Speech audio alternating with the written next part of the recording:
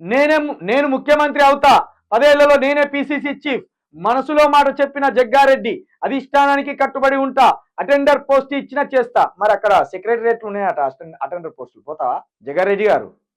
సెక్రటరియట్లను లేకపోతే ఇక్కడ ప్రజాభవన్లను లేకపోతే అనేక కలెక్టర్ ఆఫీసులలో ఉన్నాయట ఈ అటెండర్ పోస్టులు, పోరాదు. ఇప్పుడేమో ముఖ్యమంత్రిగా రేవంత్ రెడ్డి, మళ్ళొచ్చ 5 సంవత్సరాలకేమో ఇంకో రెడ్డి, మళ్ళొచ్చ 10 సంవత్సరాలకు ఈ రెడ్డి. ఈ రెడ్డిల కిందనే ఇక ఎస్సీ బీసీలు జై అంటే జై అనుకుంటా, వాడు 3 రంగుల జెండా అనగానే వీళ్ళు మూర్చపోయి మాయలో పడి వీళ్ళు ఉరుకుతారు. ఇక 10 సంవత్సరాల తర్వాత ఈయన ముఖ్యమంత్రి అవుతారట. ఏందంటే ఇప్పుడు పొగ పెడతాండు, ఏం లేదు రేవంత్ రెడ్డికి పొగ పెడతాండు.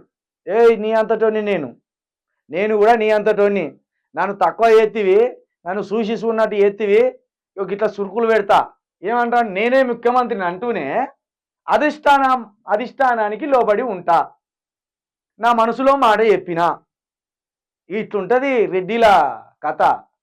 వీళ్ళు గుద్దుకున్నట్టే గుద్దుకుంటారు కానీ గుద్దుకోరు. ఇక వీళ్ళు గుద్దుకున్నట్టు చేసే వరకు వీళ్ళు ఎన్నుకుంటారు చూడు మన బహుజన ప్రజలు, వీళ్ళు గుద్దుకుంటారు, వీళ్ళు ఎగేస్తారు, వీళ్ళు పోయి కొట్టుకుంటారు. మళ్ళా తీరు వచ్చే వరకు సీట్ల దగ్గరే ఎవంది వాడు పంచుకోర్రా అని చెప్తారు అన్నట్టు. మొత్తానికి జగ్గారెడ్డి పొగ పెడతాండు తనకు మంత్రి పదవి కోసమో లేకపోతే తనకి ఇంకేమన్నా పదవి, ముఖ్యమంత్రి అయ్యేంత స్థాయి అయితే కాదు, అంత నాలెడ్జ్ కూడా కాదు, ఆ అవతారం కూడా కాదు, ఆ మాటలు కూడా కాదు. జగ్గారెడ్డి కథ ఏందో మనకు తెలియదా? తెలంగాణ ఉద్యమంలో ఎట్లా మాట్లాడినా తెలియదా? తెలంగాణ ఉద్యమంలో భూజం లెక్క గడ్డం పెంచుకొని, ఇంత పెద్ద గడ్డం పెంచుకొని సంపుతా కొడుకుల్లారా ఎవరన్నా తెలంగాణ ఉద్యమం అంటే అన్న జగ్గారెడ్డి అని ముఖ్యమంత్రి అవుతారు తెలంగాణకు. మరి తెలంగాణ ద్రోహిని గెలిచినప్పుడు ఈ తెలంగాణ ద్రోహిని కూడా గెలిపిస్తారా ఏంది? కాబట్టి జర్రా ఇలాంటి వాళ్ళ మాటలు గుర్తించండి.